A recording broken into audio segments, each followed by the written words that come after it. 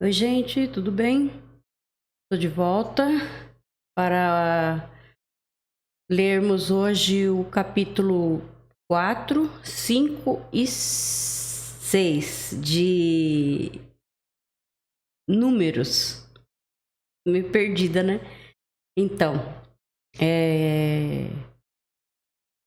antes eu quero falar uma coisa, sabe, gente? Não sei se vocês perceberam que até agora, tudo que nós já lemos, vários versículos citou sempre, não diretamente, mas sempre lembravam do Senhor Jesus Cristo, né?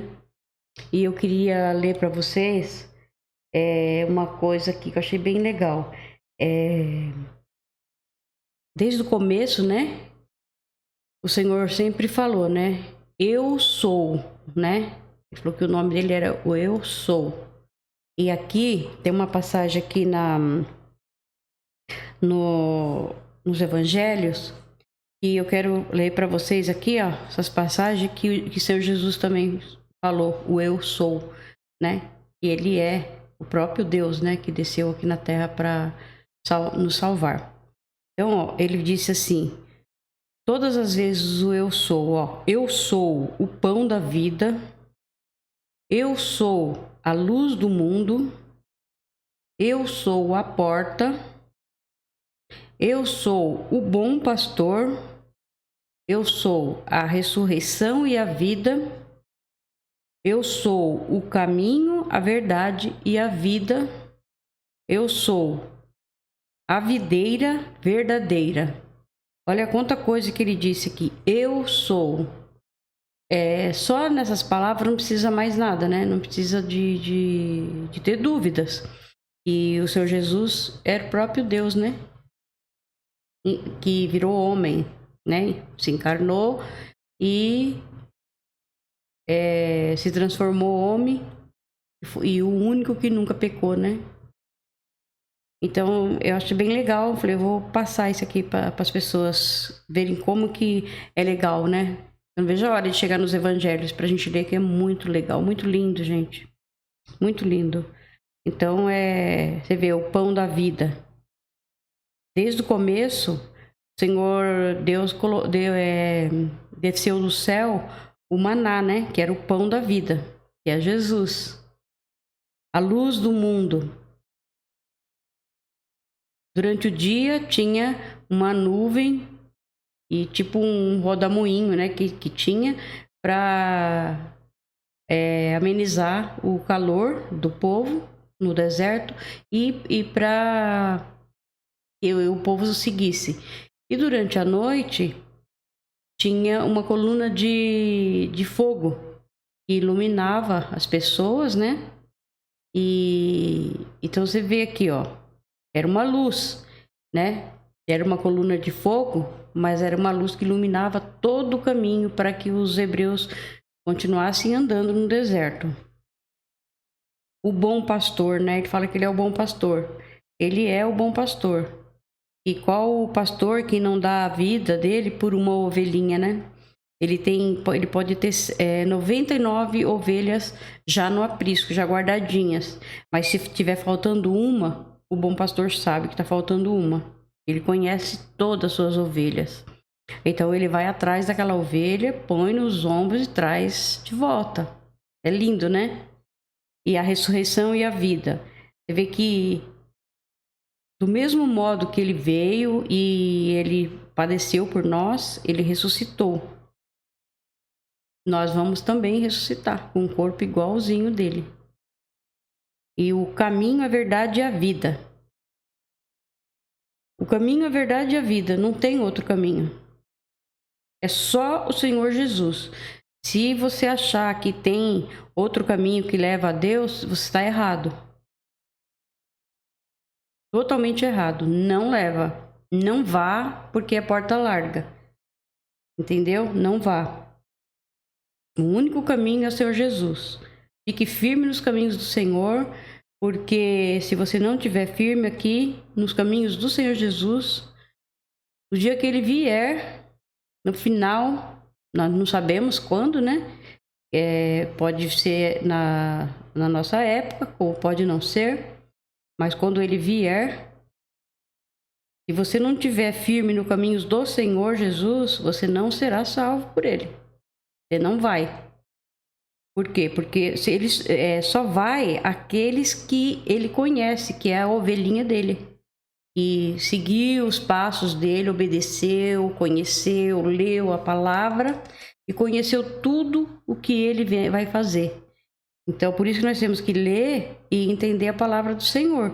Porque quando ele vier, a gente vai saber que é ele, né? O nosso pastor.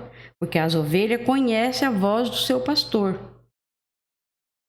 Você vê que se um bando de ovelhinhas, elas têm o pastor delas, mas se o próprio pastor não estiver lá para chamar elas, chegar uma outra pessoa estranha, elas vão ficar todas perdidas, não vão obedecer, não conhece. Entendeu? Não conhece. E a mesma forma é nós. Nós temos que conhecer o nosso bom pastor. Porque ele já conhece nós. Se nós estamos no caminho dele, seguindo ele, ele sabe quem somos nós. Então no dia, ele vai falar: vem benditos de meu pai. Fique à minha direita. Ele vai separar as ovelhas dos bodes. Os bodes vão ficar na esquerda e as ovelhinhas dele vai ficar à direita com ele. Ele vai levar pelo caminhozinho dele, que é a porta estreita. E aqui também fala, ó, a porta. Então ele diz que ele é a porta. Aqui não está dizendo que ele é uma porta de madeira ali que abre para entrar aqui nesse escritório. Não. Ele está dizendo que ele é a porta, ele é a única chance, é só aquela porta, ele é a única porta, só ela, só ele é que é o caminho, a verdade e a vida. Então, vamos prestar atenção, tá, gente? Eu senti no meu coração de ler, de passar isso para vocês, né? Tem pessoas que já conhecem, mas tem outros que não conhecem ainda, e se pelo menos tiver o interesse de estudar, de ler, de ver, de ouvir, vai procurar. E a hora que procurar, o Senhor vai ajudar. Tá? E aí fala também que eu sou a videira verdadeira. Então, é ele. É só o Senhor Jesus e mais ninguém. Tá bom? Então, era isso que eu queria falar para vocês. Senti de falar. Tá bom? Espero que tenha ajudado em alguma coisa, né? Esclarecer alguma coisinha. E agora nós vamos orar para poder começar a leitura, tá bom, gente? Vamos baixar nossas cabeças, fechar nossos olhos e vamos falar com o Senhor de coração. Vamos pedir ajuda do Senhor. Gente, orem pelo nosso país, orem pelo nosso Brasil. Nós estamos prestes a enfrentar uma guerra. E isso vai ser muito triste. Olhem bem pelos caminhos que nós estamos traçando. Olhem bem.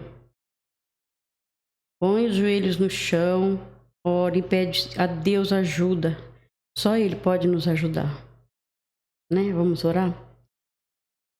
Senhor, meu Pai, te pedimos, Senhor, ajude-nos, Pai. Precisamos de Ti. Sempre precisamos de Ti, Senhor. E agora estamos precisando muito mais, Senhor. Estamos prestes a ver uma guerra aqui no nosso Brasil, Pai.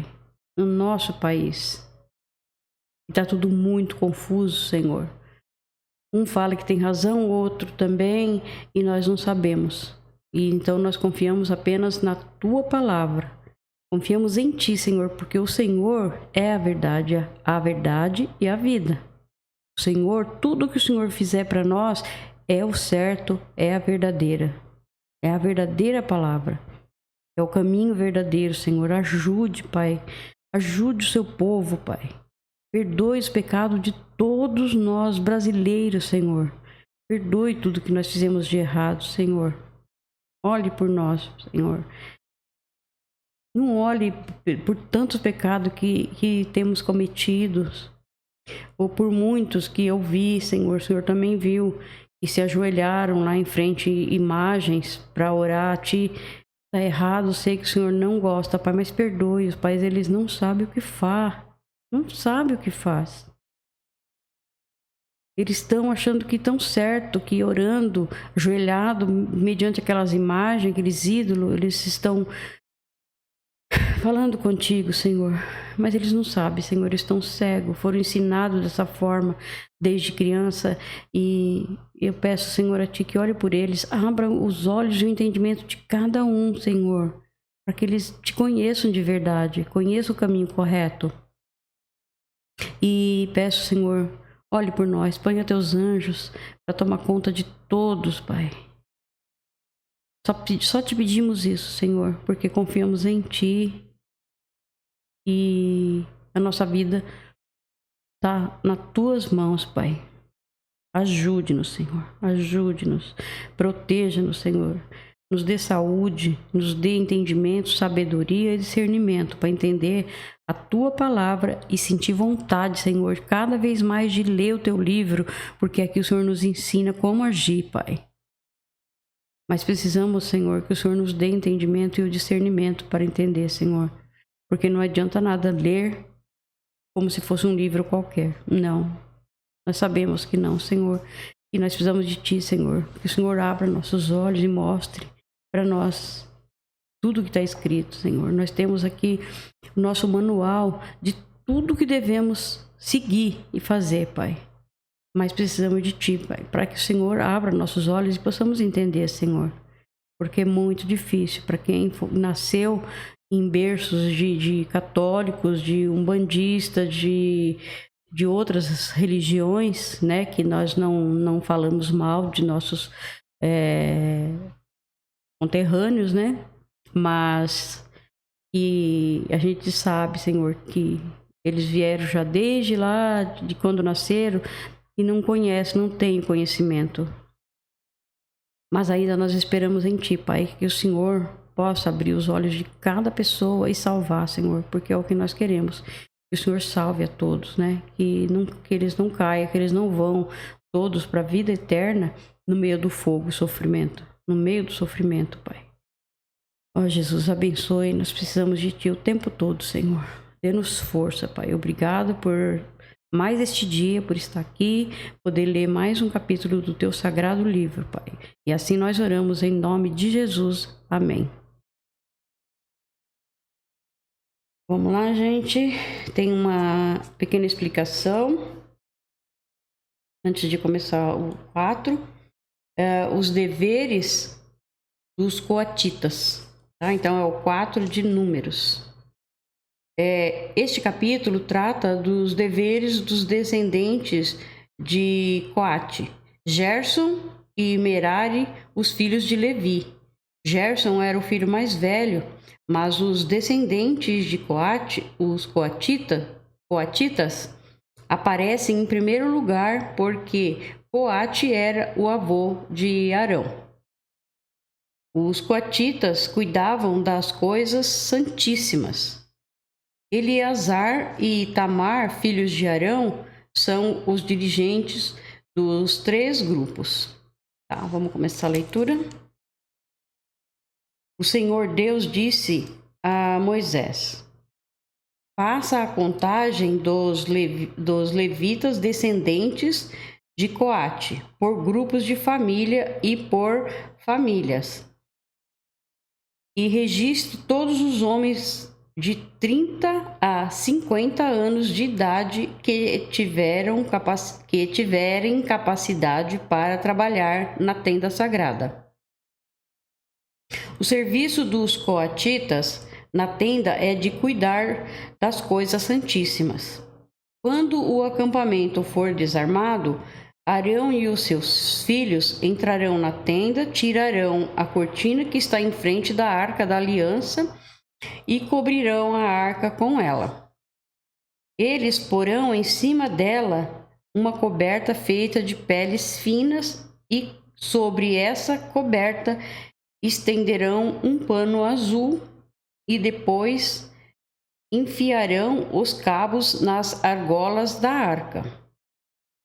Eles estenderão um pano azul em cima da mesa onde são colocados os pães oferecidos ao Senhor, e colocarão sobre ela os pratos, as taças de incenso, as taças de oferta e os jarros para as ofertas de vinho. Em cima da mesa sempre deverá haver pão. Olha aqui que ensinamento, ó. Em cima da mesa sempre deverá haver pão. Isso significa que na nossa vida, na nossa frente, no nosso caminho, sempre tem que ter o pão, o nosso Senhor Jesus, que é o que mata a nossa fome e sede espiritual, né? Então não podemos ficar sem ele nem um minuto. Então, ó, depois estenderão por cima de tudo isso, um pano vermelho. E por cima desse pano colocarão a coberta feita de peles finas, e em seguida enfiarão os cabos nas argolas da mesa. Pegarão um pano azul e cobrirão o candelabro com as suas lamparinas, as tesouras de cortar pavios de lamparinas, os apagadores, as vasilhas necessárias para distribuir o azeite. Depois embrulharão tudo isso numa coberta feita de peles finas e colocarão sobre os cabos para carregar. Então a arca eles carregavam, né? Ficavam pessoas de um lado e de outro para carregar a arca. Quando eles desmontavam o tabernáculo para poder continuar a viagem, então eles tinham que levar a arca da aliança assim, dessa forma.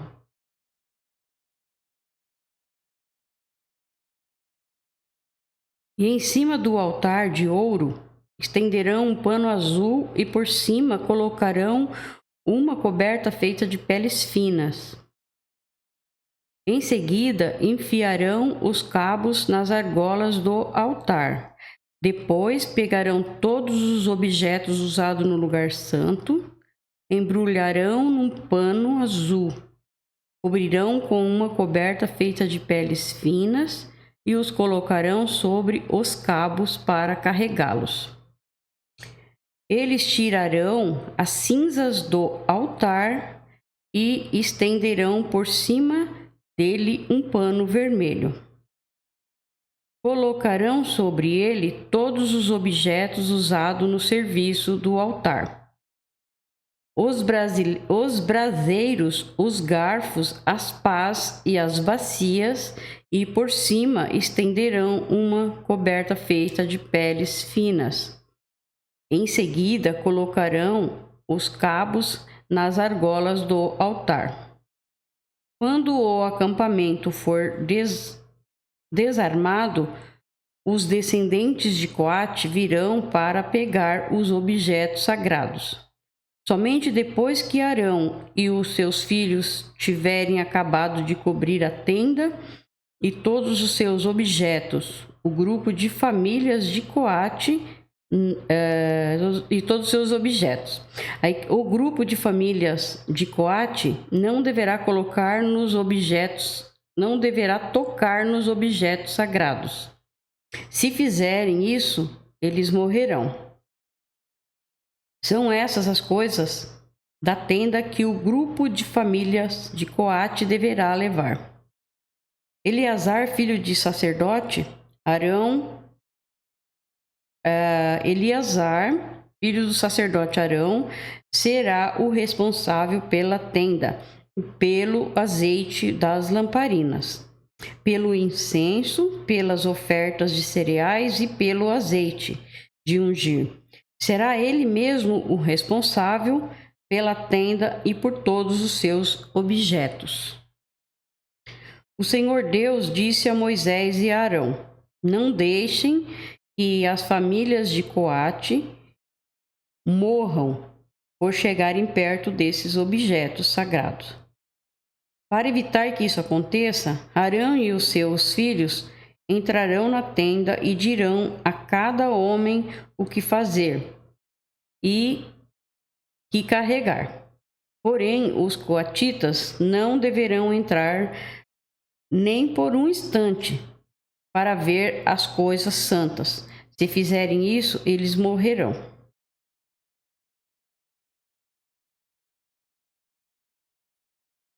Os deveres dos Gersonitas. O Senhor Deus disse ainda a Moisés: faça a contagem dos descendentes de Gerson, por grupo de família e por famílias. E registre todos os homens de 30 a 50 anos de idade que tiverem capacidade para trabalhar na tenda sagrada. O serviço dos Gersonitas é trabalhar na tenda e carregar cargas. Eles levarão a tenda, as coberturas de dentro e de fora, a coberta de peles finas e a cortina da entrada. Levarão também as cortinas do pátio, a cortina da porta do pátio que está ao redor da tenda e do altar, as suas cordas e todos os objetos que precisam para o seu trabalho. Todo o serviço dos Gersonitas, o que eles deverão levar e fazer, estará debaixo das ordens de Arão e dos seus filhos. Estes darão ordem a respeito de tudo o que eles devem carregar. É esse o serviço que o grupo de famílias de Gerson fará na tenda. O serviço será dirigido por Itamar, filho do sacerdote Arão. Agora, os deveres dos Meratitas. O Senhor disse também a Moisés: faça a contagem dos descendentes de Merari, por família e por grupos de família, e registre todos os homens de 30 a 50 anos de idade que tiverem capacidade para trabalhar na tenda, sagrada. O que terão de levar, de acordo com o serviço deles na tenda, é o seguinte: as tábuas, os cabos, as colunas e as bases da tenda. As colunas do pátio que fica ao redor da tenda e as suas bases, as estacas e as cordas com todos os seus objetos e com tudo o que pertence ao seu serviço. Entregue a cada homem uma lista das coisas que ele deve levar. É essa a responsabilidade do grupo de famílias de Merari.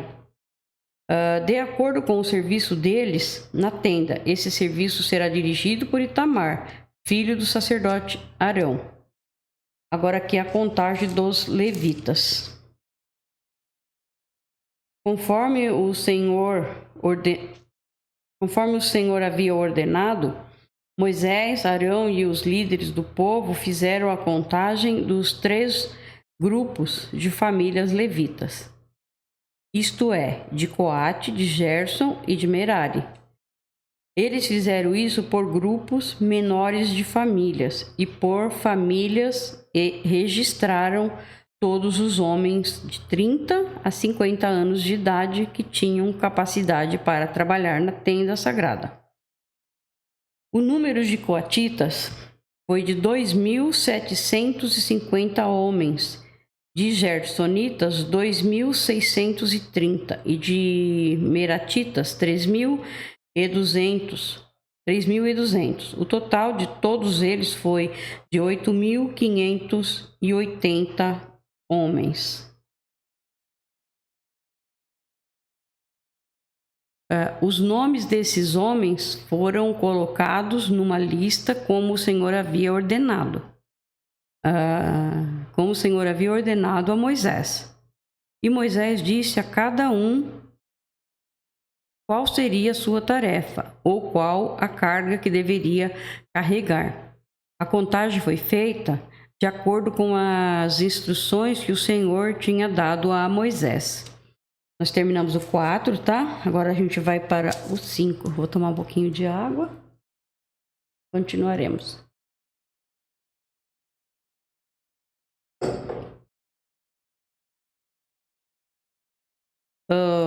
Tem aqui uma explicação antes de começar o capítulo 5. Os capítulos 5 a 8 têm várias leis e regulamentos que tinha por objeto manter a pureza dos israelitas. O Deus de Israel exige que o seu povo seja santo. Um povo impuro não pode servir o santo Deus. E o lugar onde Deus mora precisa estar livre de toda a impureza. O Senhor Deus disse a Moisés: mande que os israelitas expulsem do acampamento todos os que têm uma doença contagiosa da pele, todos os que têm corrimento no membro e todos os que estão impuros, por terem tocado em algum morto.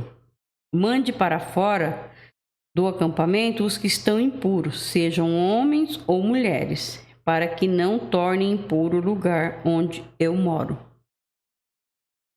Os israelitas fizeram como o Senhor havia ordenado a Moisés, isto é, expulsaram todas essas pessoas do acampamento. O pagamento por prejuízo. Aqui é uma explicação, tá? Essas leis sobre o pagamento por prejuízo se relacionam com o que já foi dito. E a novidade aqui fica por conta do versículo 8. Se a pessoa prejudicada já tivesse morrido, o pagamento ficaria com o sacerdote. Continuando a leitura, o Senhor Deus disse ainda a Moisés: diga aos israelitas o seguinte: se um homem ou uma mulher prejudicar alguém, essa pessoa estará ofendendo ao Senhor e por isso será culpada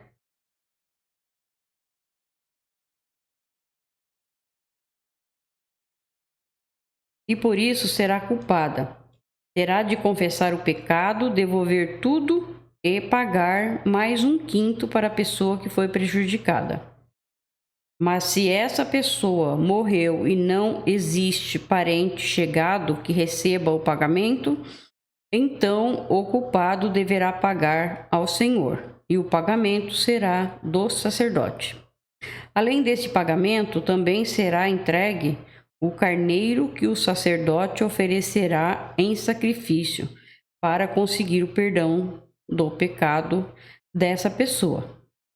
Todas as ofertas especiais que os israelitas entregam ao Senhor pertencem ao sacerdote, a quem elas forem apresentadas. Cada sacerdote ficará com as ofertas sagradas que lhe forem apresentadas.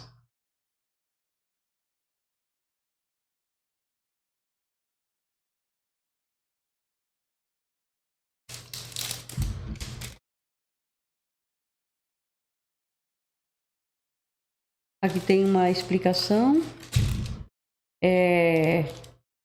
Como saber se a esposa é fiel ou não? O propósito dessa cerimônia era livrar o povo de toda a impureza. Outros povos daquele tempo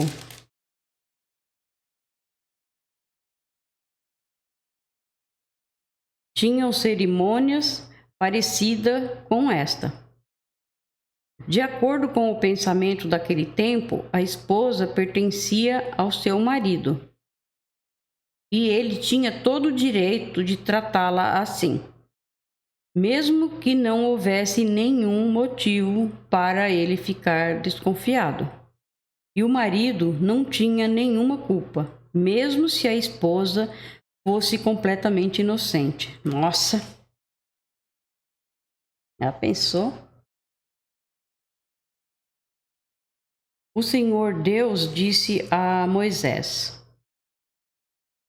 Fale com os israelitas e diga o seguinte: pode acontecer que uma mulher se desvie e seja infiel ao marido e tenha relações sexuais com outro homem, tornando-se assim impura. O marido não sabe disso, pois não houve testemunhas, e ela não foi apanhada no ato. Mesmo assim, ele fica desconfiado. Pode acontecer também que o marido fique desconfiado, embora a mulher não tenha cometido adultério. Em qualquer desses dois casos, o homem levará sua mulher ao sacerdote e levará também a oferta de 1 quilo de farinha de cevada. Mas o sacerdote não porá azeite nem incenso em cima dessa farinha, pois é uma oferta de um marido desconfiado. Isto é, uma oferta para descobrir a verdade. O sacerdote levará a mulher para frente e a colocará diante do altar de Deus, o Senhor. Ele derramará água santa num jarro de barro e pegará um pouco de terra do chão da tenda sagrada e porá na água. E com a mulher ainda em frente do altar, o sacerdote soltará os cabelos dela e porá nas suas mãos a oferta de farinha de cevada, que é a oferta por causa de ciúme. O sacerdote terá na mão o jarro de água amarga, que traz maldição. Então o sacerdote fará com que a mulher concorde com o seguinte juramento dito por ele: se você, estando debaixo da autoridade do seu marido, não teve relações com outro homem, nem cometeu com outro homem nenhum ato que a tenha tornado impura, então que nada lhe aconteça quando beber esta água amarga, que traz maldição. Mas se você foi infiel e assim se tornou impura, que o Senhor Deus faça do seu nome uma maldição no meio do seu povo, e que os seus órgãos sexuais sequem, e a sua barriga fique inchada. Que esta água entre no seu estômago e faça com que fique inchado e os seus órgãos sexuais sequem. Então a mulher responderá: que assim seja. Aí o sacerdote escreverá essas maldições numa tira de couro e em seguida lavará as palavras para dentro da água. Para dentro da água amarga. Depois fará com que a mulher beba a água amarga que traz maldição. E a mulher sentirá dentro de si fortes dores. Porém, antes o sacerdote pegará da mão da mulher a oferta de cereais feita por causa de ciúmes. Ele levantará a oferta na presença de Deus, o Senhor, e a trará ao altar. Então pegará um punhado da oferta de cereais e a queimará em cima do altar para lembrar que é dada a Deus. Finalmente fará com que a mulher beba a água. E se de fato a mulher cometeu adultério e ficou impura, a água entrará nela e ela sentirá fortes dores. A sua barriga ficará inchada e os seus órgãos sexuais secarão. E ela será amaldiçoada no meio do seu povo. Porém, se a mulher não cometeu adultério e for inocente, então ficará livre do castigo e poderá ter filhos. Essa é a lei para os casos em que uma mulher casada comete adultério e o marido fica desconfiado, ou que um homem, sem motivo, fica desconfiado da mulher. Ele deverá levar a mulher até o altar de Deus, o Senhor, e o sacerdote fará o que essa lei manda. O marido ficará livre da culpa, mas se a mulher for culpada, sofrerá o castigo. Então, nós terminamos o capítulo 5. Vamos para o 6. Antes tem uma explicação. Aqui é leis para os nazireus. Tomar água.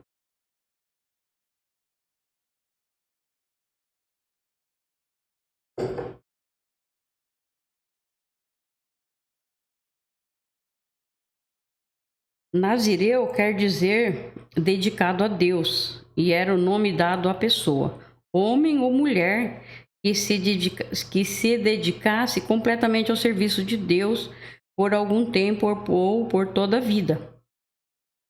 A pessoa prometia fazer 3 coisas: não beber vinho ou qualquer outro suco feito de uva e não comer nada feito de uvas. Não cortar o cabelo, não chegar perto de nenhum morto.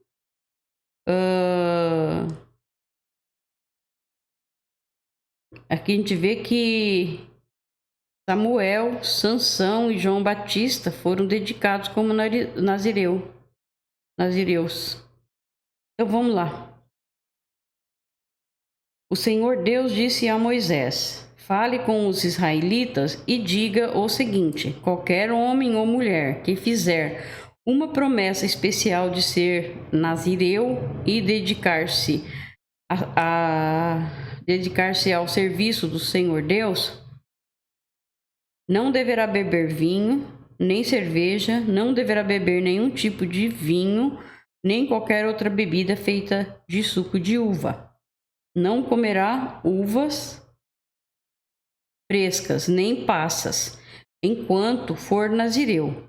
Não comerá nada que venha da parreira, nem mesmo as sementes ou as cascas das uvas. Durante todo o tempo do seu voto de nazireu, não deverá cortar o cabelo, nem fazer a barba, até acabar o tempo que ele separou para se dedicar aos serviços de Deus. Ele se dedicará somente ao Senhor e deixará crescer completamente o cabelo. O seu cabelo é um sinal da sua dedicação ao serviço de Deus.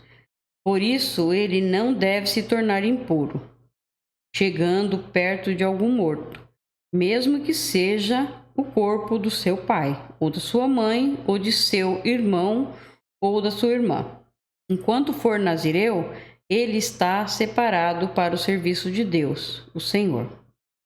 Se alguém morrer de repente perto dele e fizer com que o seu cabelo de nazireu fique impuro, então 7 dias depois ele deverá rapar a cabeça e fazer a barba, e assim ficará puro. No 8º dia deverá trazer duas rolas ou 2 pombinhos para o sacerdote na entrada da tenda sagrada. O sacerdote apresentará um deles como oferta para tirar pecados e o outro como oferta que vai ser completamente queimada, para conseguir o perdão do pecado que cometeu quando chegou perto do morto. Naquele mesmo dia, o nazireu dedicará de novo o seu cabelo. Então dedicará de novo aos serviços de Deus o Senhor, o seu tempo como nazireu. Esse tempo em que o seu cabelo se tornou impuro não será contado. E como oferta para tirar a culpa, ele trará um carneirinho de 1 ano. A lei para o nazireu, quando chegar o fim do tempo da sua dedicação ao serviço de Deus, será esta: ele irá até a porta da tenda e entregará a Deus, o Senhor, 3 animais sem defeito. Isto é, um carneirinho de 1 ano como sacrifício que vai ser completamente queimado. uma ovelhinha de 1 ano como sacrifício para tirar pecados, e um carneiro como oferta de paz. Ele também oferecerá uma cesta de pães feitos sem fermento, isto é, pães grandes de farinha misturada com azeite e pães pequenos e achatados, com um pouco de azeite passado por cima. E também apresentará as ofertas de cereais e as ofertas de vinho. O sacerdote apresentará tudo isso diante de Deus, o Senhor, e oferecerá o seu sacrifício para tirar pecados, e a oferta que será completamente queimada. Ele apresentará ao Senhor o carneiro como oferta de paz, e também oferecerá a cesta de pães feitos sem fermento. Ele dará ainda as ofertas de cereais e as ofertas de vinho. Na porta da tenda, o nazireu rapará a cabeça, pegará o cabelo e o colocará no fogo, onde está sendo queimada a oferta de paz. Então, depois que o quarto dianteiro do carneiro estiver assado, o sacerdote o pegará e colocará nas mãos do nazireu, junto com 2 pães tirados da cesta, um grande e um pequeno. Isso será feito depois que o nazireu rapar a cabeça. Conta os códigos aqui, né, gente? Só Deus para nos mostrar mesmo, né? Tanta coisa aqui, né? Aí depois o sacerdote apresentará essas coisas como uma oferta especial a Deus, o Senhor. São uma oferta sagrada para o sacerdote, junto com o peito e a coxa do carneiro, e pela lei pertencem ao sacerdote. Depois disso, o nazireu poderá beber vinho. Essa é a lei para quem fez o voto de dedicar-se como nazireu aos serviços de Deus, o Senhor. Porém, se um nazireu prometer uma oferta além do que o seu voto de nazireu exige, então deverá cumprir o que prometeu. Aqui tem a bênção do sacerdote. Aqui é uma explicação, tá? É bem possível que esta bênção fosse usada no culto do Templo de Jerusalém. O Senhor Deus disse a Moisés: fale com Arão e com os seus filhos, e diga-lhes que abençoe o povo de Israel do seguinte modo: que o Senhor os abençoe e os guarde, que o Senhor os trate com bondade e misericórdia, que o Senhor olhe para vocês com amor e lhes dê a paz.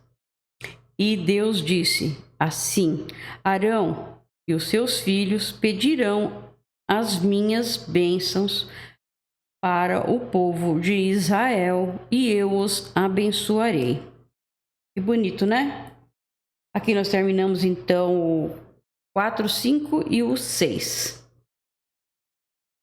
Deus abençoe a todos. Fique com Jesus.